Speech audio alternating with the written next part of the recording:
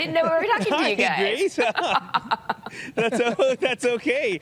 Oh, you forgot all about us, didn't you, Grace? Oh, we're having such a great time here out at Kapalua. We've got a special guest with us, Alex Nakajima. He's not just general manager for the Plantation Kapalua course, but the Bay course as well. Which is lovely. For somebody that has so much responsibility on such a big day, you seem relatively relaxed to me. Pretty relaxed today. Boy, we had a great weather coming into the tournament, although we had a little bit of shower in the evening, but the course is playing so nice. Players are loving it. If you have bad weather today, I know who to blame.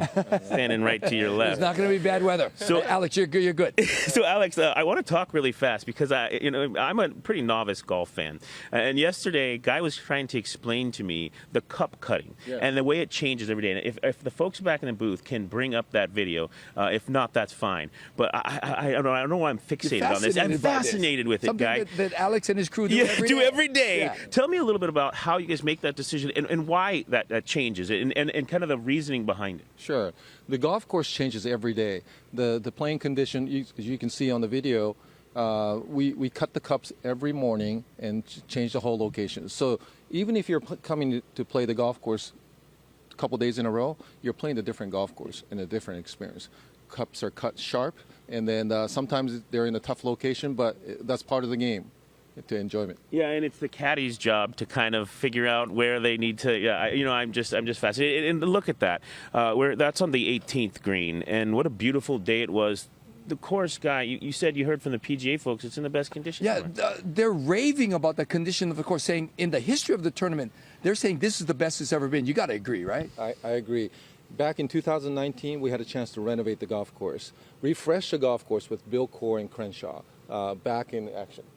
This was the first golf course they built 30 years ago, and then we had an opportunity to bring them back. And since then, there's more hole locations to play for the tournament, and for the average public players, they're enjoying as well. So we couldn't be so happier. And that's a lot of work to keep up this course because it's so challenging with regard to the weather and as well as the features of the course because everything's different from up high and down low. That's right. Every morning, the maintenance crew, I got to give kudos to the maintenance crew. Oh, yeah. There's a 30-plus maintenance crew, volunteers that flew in for this tournament. And then, they read the moisture reading, firmness, checked every day throughout the tournament week. And it takes a lot of science to get this done.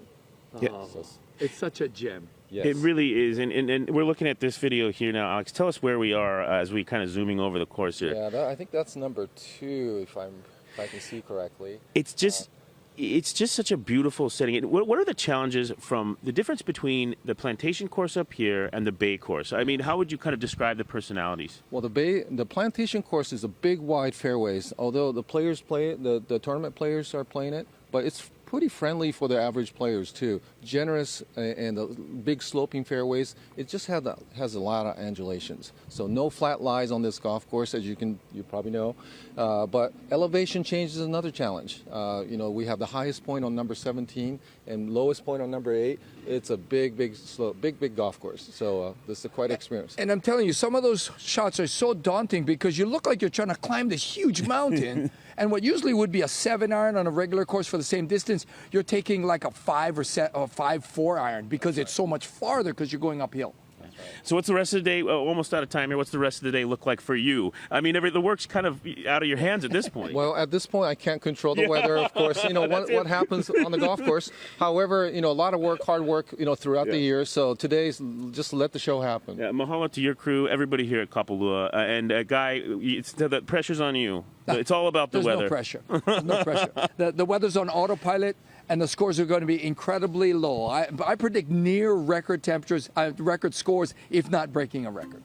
Yeah. Now, speaking of records, one record was tied yesterday as far as the highs. Here over in Honolulu, they got to 85, and that was the same record that was set back in 2019.